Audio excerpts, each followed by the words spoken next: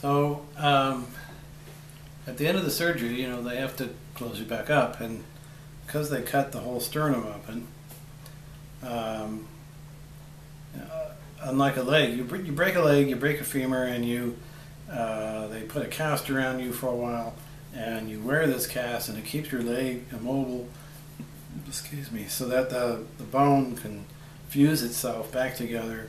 The cells, create a new bone section, and in some time frame you're going to be walking on it again, more or less the strength it was before the break. Well, when you do that, it's one thing. You stay off the leg, and you fix it in one position, and that's a drag, but that's where it's at. With the sternum, you can't just put me in a cast, because otherwise I wouldn't be able to inhale, I wouldn't be able to breathe properly. And if they did it loosely, then your breathing is very shallow, and you'll get pneumonia, and you'll die from it.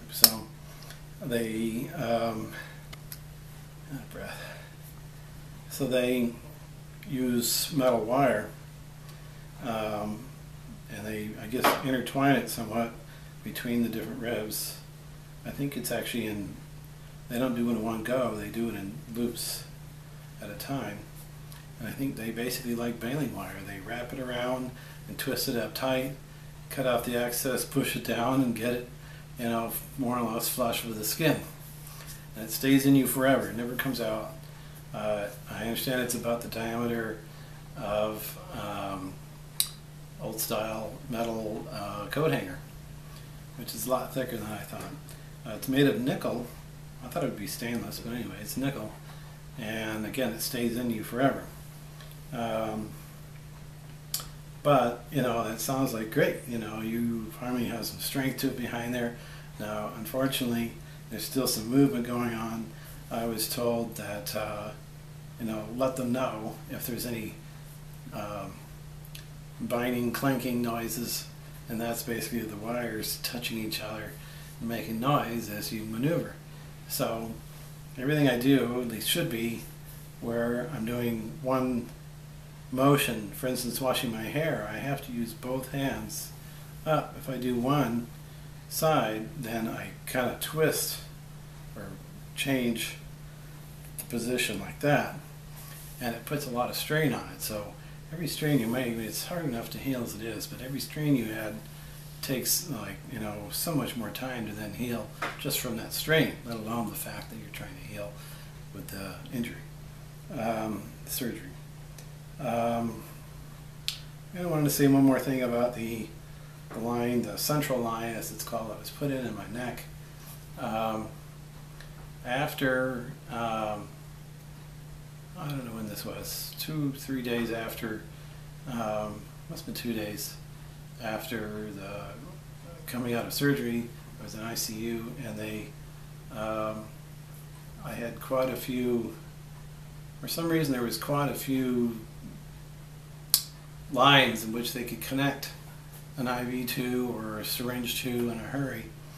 And so I had like a whole bunch of them just sticking out here, and just the trauma inside the neck of having all that stuff in there. I mean, I still feel it. So I kind of felt like, a bull that's in a bullfight, and the matador throws the things in and it gets stuck in the neck, and that's kind of how it felt. It's really quite irritating.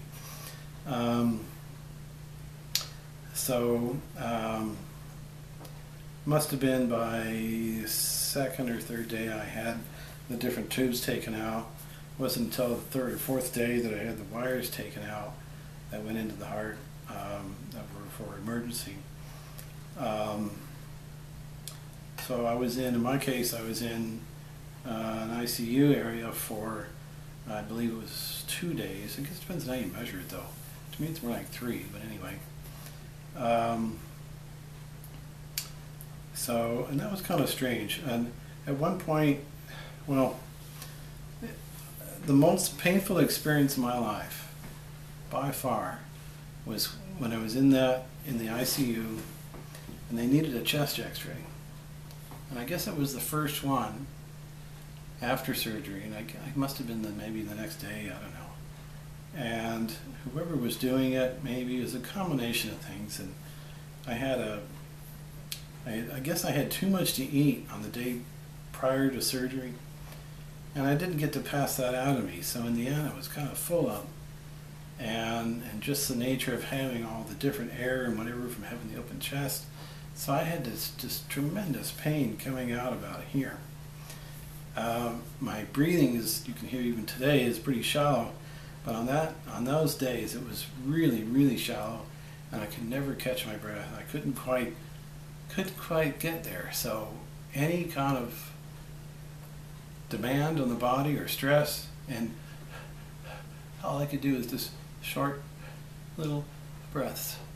And anyway, they came in and took an x-ray, and that meant, you know, this is in my room, and they put a board behind me and have the machine, then, you know, a board that's got, I guess, the x-ray plates in it, and then the machine that goes over me. So I mean, I'm in extreme pain at this point already, and they laid me down on this board. I don't think I've ever been that loud. No, I've never been that loud and in pain anywhere near that much in my lifetime. I must have scared Leanne horrible. I wondered if I was going to pass out or what. It was just, I thought I knew what pain was from different experiences in life, physical pain, but this was many, many, many times over that. And it took a lot to get me to just breathe back down again. Keep in mind, I'm already on it. A fair bit of pain meds and all that. And it was still just enormous. It was just, I don't know how to describe it any better than that. It was just mind-boggling. So they set me back up, and you know, finally, I guess the pain dwindled away. Now, a couple of days later, I did the same, maybe the next day, I did the same kind of x-ray, maybe with different people, I don't remember. But instead of having me lie flat on it, that was part of the problem, is that I was all bound up, it was all tight, everything is just crunched down, nothing can stretch, everything is just, even the various glues and tapes that were on me, everything's pulling on me. And so when I was laying back onto this plate, it just was too much. So anyway, the second time they came in, it might have been a different group. I largely sat in with the bed, and they put a thing behind me, they tilted the bed up, and it was like, gosh, why didn't we do this before? It was, I mean, it was bad, but it was nothing like the first time. So my care in ICU for a couple of days, and during the surgery and all that, everybody was very sharp. Staff was good. Everybody was on the schedule of what was needed to be done and when and what meds and how much. And I'll tell you what, you're at a significant disadvantage. You are completely at the mercy of those who are taking care of you. And you can just hope to God that people are on it. Leanne was there, and she was spectacular. But at the same time, you know, I'm getting new meds and things that I've never had before, and when do they do, and do I have to have one that goes after it or before it, whatever. Supposed to have a full stomach. What does that mean? How do you have a full stomach? I'm on a ventilator some of the time before that, so how do you eat? I was moved to a more traditional room of aftercare, I don't know what you call it, just a more traditional hospital room, which at first seemed like it was pretty quiet. They didn't really tell me a whole lot. They just kind of, here's your room, call me if you have any questions. I'm like, okay, sounds easy, what are we doing?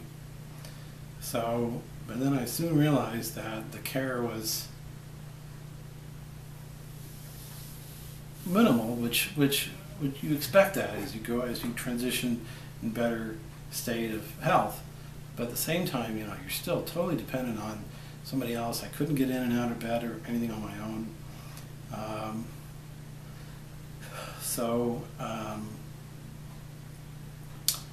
But the care I was getting was just not good, and I wasn't getting basics like water.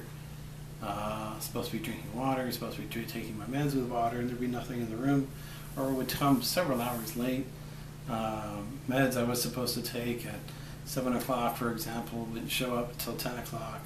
Another meds that were due to be, given at 7 or 10, and I realized they never came at all. And some of them are pretty serious. Right after heart surgery, they give you this various heart medicine that I may be on for a lifetime, but they simply didn't show at all. And they said, well, later they actually came in and says, well, it didn't show on the computer as the first page, it showed it on the second page, and I didn't see the second page because it doesn't show up automatically. You have to click on it. I'm thinking, wait a minute, do I have to teach you how to use your computer? So the care continued to deteriorate, and pretty soon we figured out that it was better that we just take care of myself by going home early, and just trying to get the care I need. I mean, I could do better at home. It was mind-boggling to me, because I knew I needed to stay in the hospital. I knew I needed more stuff, but I wasn't getting basic care. I was doing better at home. Especially when they're dispensing the medicine, they have command of when you get it. It's amazing how many people are coming in and out all night long, and they don't seem to coordinate them together. There's, somebody comes in to take your vitals. It's 2 in the morning. Comes in to check your blood pressure or whatever. Fine. He leaves. I mean, I'm not kidding. 10 minutes later, you're falling back to sleep again. 10 minutes later, another guy comes in and says, well, I'm here just to check your heart rate. Okay, well, there was a guy, yeah, but he doesn't do heart rate. He just does whatever. Okay, he does that, he leaves. Okay. 15 minutes later, another guy comes in. We're concerned about your breathing, that you're not getting enough oxygen, so we're going to come. So every time they come in, the lights come on, and meanwhile you're like trying to rest. So they put on this thing to measure the oxygen level of your blood, and it was just strange to me that they couldn't coordinate it together so that you minimize the amount of time. What was weird though is that it seemed like through the night there was a lot more activity than there was, say, 3 or 4 in the afternoon. It seemed like 3 or 4 in the afternoon you wouldn't see anybody for hours, but at midnight to 3 in the morning or whatever, it'd be all this activity. It's really strange. It was also seemed to be a time of catch-up where they would say, well, we forgot to give you this earlier, so we're doing it now, or whatever. So anyway, I'm home now. It's been a week, and it's a beautiful, clear day. It's snow on the ground, which we've been quite light so far this year, and I'm just kind of going, not so much day by day, but minute by minute. Things that are healing are healing, and some things, now that some days have passed, are now beginning to show up that didn't show up previously. For instance, in my leg, I didn't really have any issues with my leg, and I thought, great, this is going to work out well. A week later, now, it's all showing up weird, and I'm getting all these kind of strange pains. I got like heat rashes going on, but I've got these strange pains going on in here, and fortunately it's limited to the one leg, and it seems to be primarily in my knee area.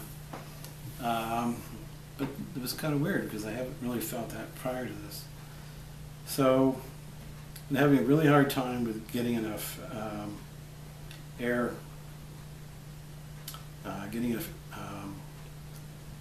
inhaling properly, getting enough deep breathing so I can get the lower ends of my lungs clear and be able to inhale properly. I use this incentive spirometer, I think they call it. You inhale it and it kind of measures how deep you're able to breathe. And so you have these goals that you have to fulfill in order to progress each day. So anyway, that's kind of my experience right now. That's all.